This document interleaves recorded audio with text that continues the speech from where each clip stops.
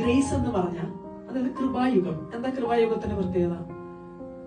കർത്താവ് നല്ല മൂഡിലാണ്, ചൂടാവത്തില്ല, ആരും മരിക്കത്തില്ല, അല്ലെ? കർത്താവ് നല്ല മൂഡിലിരിക്കുന്ന ഒരു പീരീഡാണ് ഗ്രേസ് പീരീഡ്. എത്ര പാപം ചെയ്താലും എല്ലാം കഴിഞ്ഞിട്ട് ലാസ്റ്റ് ഒരു സോറി പറഞ്ഞാൽ okay. This is the impression that you get about grace period. പക്ഷെ കർത്താവ് പറഞ്ഞു അതല്ല, don't sit there.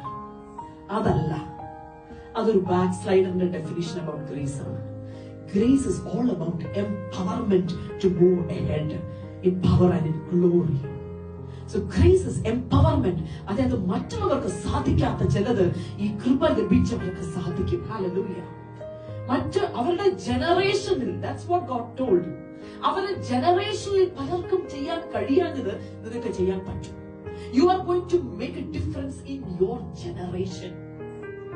So I was asking the Lord. അപ്പം കർത്താവ്